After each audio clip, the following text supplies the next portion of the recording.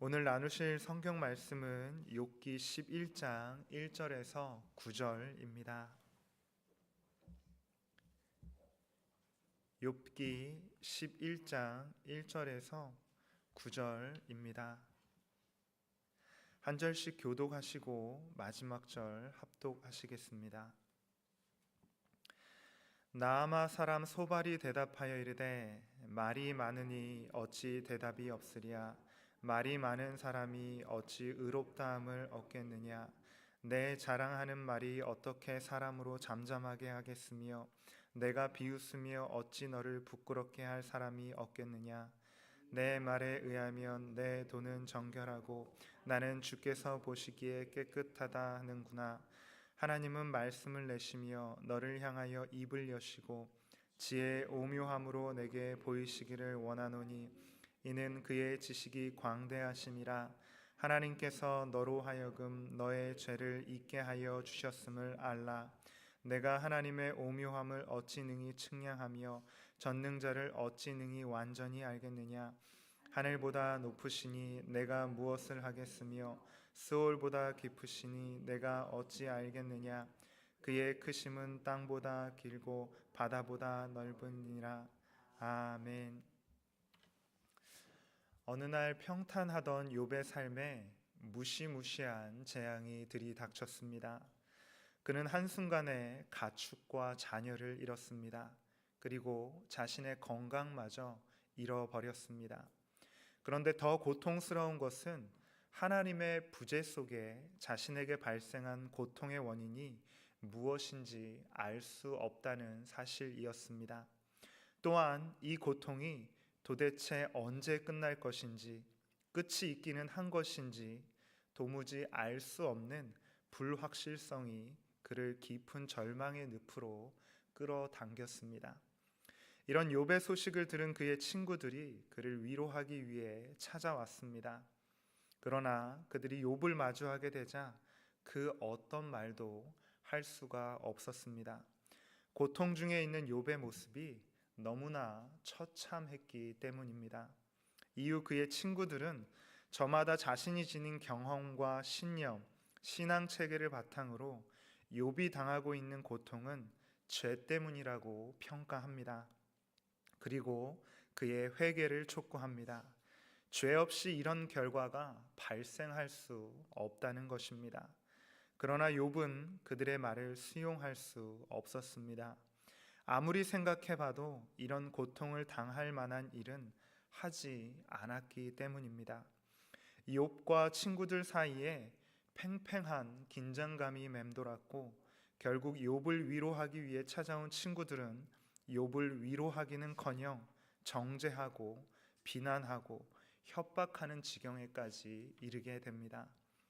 고통 가운데 있던 욥은 자신의 고통을 마주하고 하나님께 온몸으로 호소했을 뿐입니다.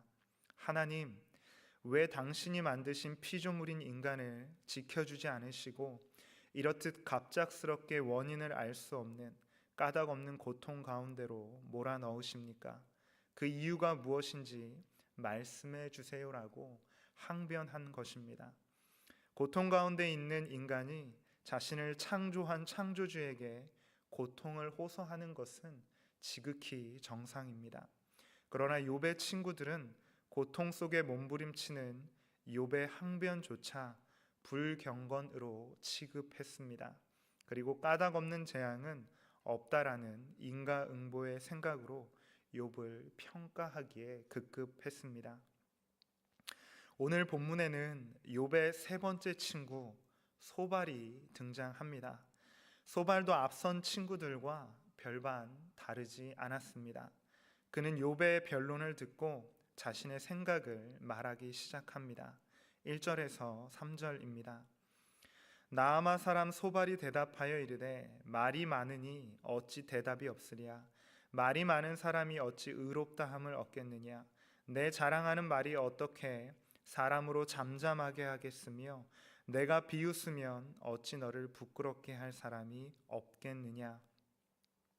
소발은 욥에게 굉장히 폭력적인 언어를 사용합니다. 욥의 말에 대해 평가절하하며 그의 말문을 막아버리고 있습니다. 욥을 위로하기 위해 왔으나 위로라는 명목하에 논쟁과 비난, 모욕을 일삼고 있는 상황이 되어 버렸습니다. 소발은 욥을 말 많은 사람으로 평가절하합니다. 말이 많다는 것은 수다스럽다라는 의미입니다. 수다스러운 사람은 의롭지 못하여 당시 어리석은 사람으로 취급되었습니다. 소발은 매우 흥분한 상태로 욥을 앞에 세워두고 그를 어리석은 사람 취급하고 있는 것입니다. 소발이 흥분한 것은 욥기 10장에 기록된 욥의 말들 때문이었습니다. 욥기 10장에서 욥은 까닭 없는 고통 가운데 자신이 무슨 이유로 고통받고 있는 것인지, 그리고 그 고난의 성격은 무엇인지 알고 싶어 합니다. 그래서 자신이 이해할 수 있도록 고통 가운데 하나님께 설명을 요청합니다. 아무리 생각해 보아도 자신은 이런 무서운 고통을 당할 만한 죄를 짓지 않았기 때문이었습니다. 그러나 소발은 욥의 이 호소가 자신의 고통을 하나님 앞에 토로하는 그러한 말임을 전혀 이해하지 못하고 그저 자신이 믿고 있는 경험과 신념, 인과응보라는 종교적 교리에서 벗어난다라는 이유로 욥을 비난하기만 합니다. 그리고 그의 비난은 점점 더 거세집니다. 3절에 내 자랑하는 말에서의 자랑이라는 말 안에는 거짓말이라는 의미가 있습니다. 성경에서 거짓말하는 점쟁이나 거짓 선지자들의 행위를 묘사할 때 주로 사용되어지는 말입니다. 지금 소발이 욥에게 너는 거짓말쟁이야 라고 말하고 있는 것입니다. 소발이 지닌 경험과 신념, 인과응보라는 종교적 교리의 틀 안에서 보면 욥이 당하고 있는 고난은 분명 그의 죄에서 비롯된 것입니다. 그런데 정작 당사자인 욥은 이런 고난 당할 만한 죄를 짓지 않았다며 결백을 주장하고 있습니다. 소발의 인식 체계 안에서 욥의 주장은 결코 수용될 수 없었습니다. 그는 하나님을 인과응보의 논리 안에 갇혀 계신 분으로 인식했기에 그저 욥이 거짓말하고 있다라고 밖에는 달리 생각할 수 없었기 때문입니다. 그러나 소발의 생각과 달리 하나님은 인과응보의 원리 가운데 갇혀 계신 분이 결코 아니십니다. 하나님에 대한 잘못된 그리고 편협한 이해를 가지고 주변 사람들을 힘들게 하는 잘못을 저지르지 않아야 합니다. 4절에서 6절입니다. 내 말에 의하면 내 돈은 정결하고 나는 주께서 보시기에 깨끗하다 하는구나. 하나님은 말씀을 내시며 너를 향하여 입을 여시고 지혜의 오묘함으로 내게 보이시기를 원하노니 이는 그의 지식이 광대하심이라.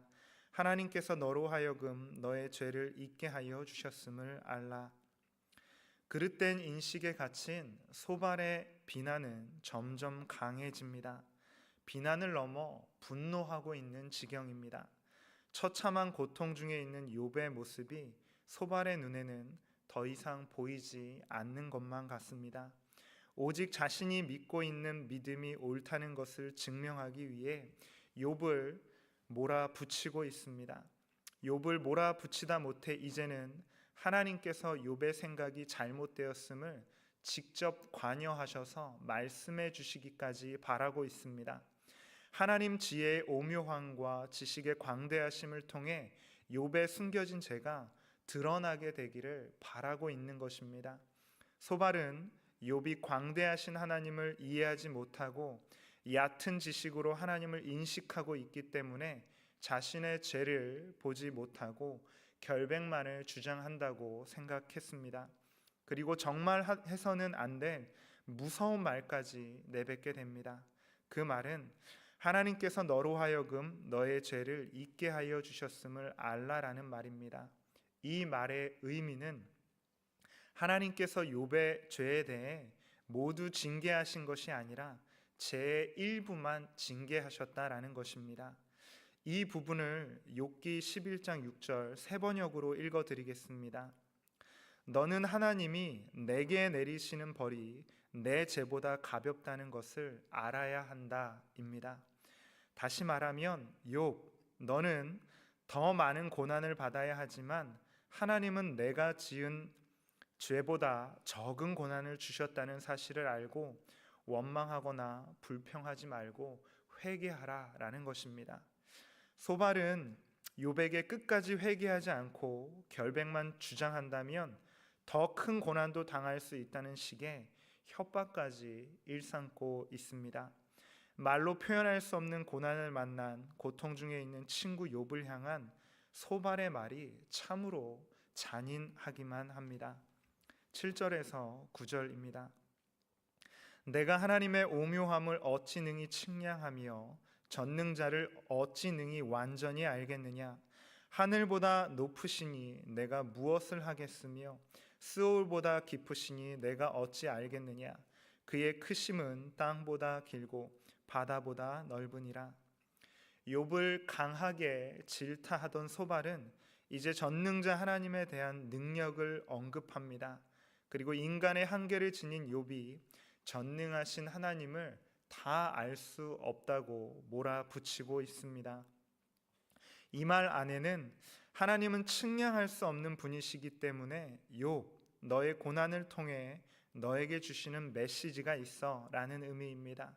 또한 동시에 지금이라도 너의 고난을 통해 하나님이 하시는 이야기에 귀 기울이고 회개하면 평안으로 이끌어 주실 거야 라는 의미이기도 합니다. 죄 없이 억울한 일 당한다고 주장하지 말라라는 것입니다.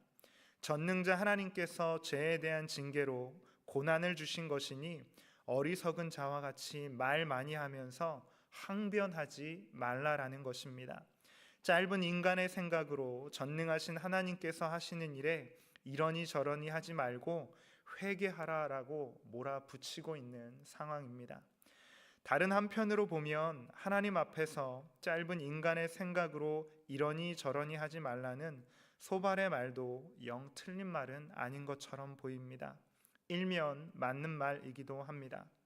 욥도 하나님 앞에서 자신의 생각이 짧다라는 것 이미 너무나도 잘 알고 있습니다.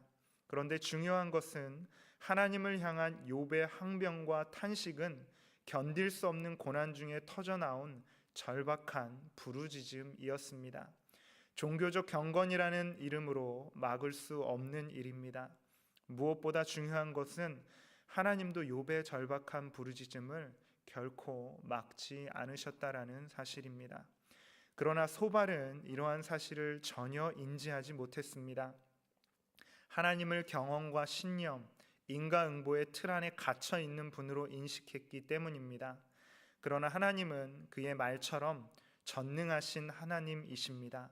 어떤 틀 안에 갇혀 계신 분이 아니라는 것입니다. 하나님에 대한 그릇된 인식이 하나님을 인과응보의 틀 안에 갇힌 분으로 전락시키고 고통 중에 있는 친구에게 또 다른 고통을 안겨주게 된 것입니다. 소발이 전능하신 하나님을 바르게 인식했더라면, 또 하나님께 호소하는 욥의 심정을 헤아렸더라면 그는 고통 가운데 있는 친구에게 비난과 협박을 가하지 않았을 것입니다.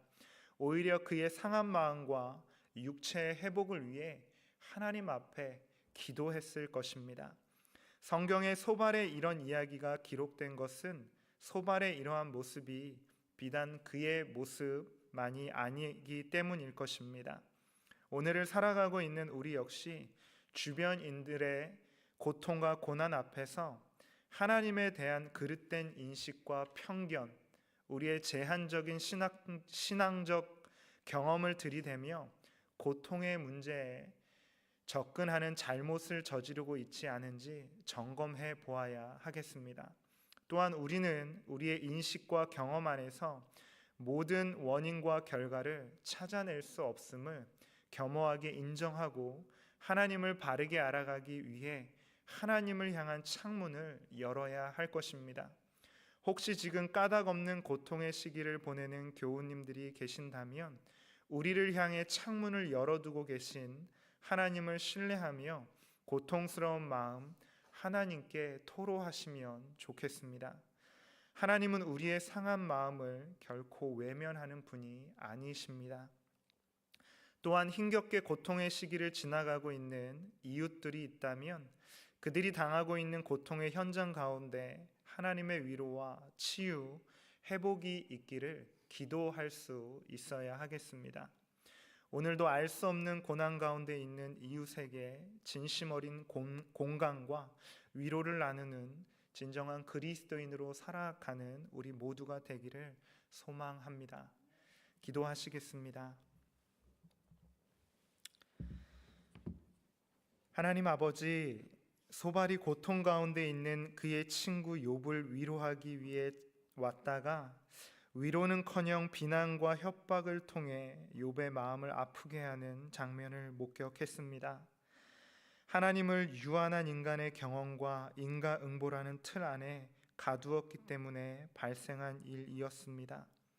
우리는 우리의 믿음 생활을 통해 하나님을 바르게 알아가는 일에 힘쓰게 하시고 이 땅에 오직 성자 예수님의 모습을 통해 하나님께서 고통 가운데 있는 이들을 어떻게 사랑하셨는지 보게 하여 주시옵소서. 자신의 생각과 다르다 하여 비난과 협박을 일삼는 행위를 멈추게 하시고 오직 하나님의 사랑에 잇대어 절망과 고통의 자리에 있는 이들에게 하나님의 사랑을 전하는 삶을 살아가게 하여 주시옵소서. 예수님의 이름으로 기도드립니다. 아멘.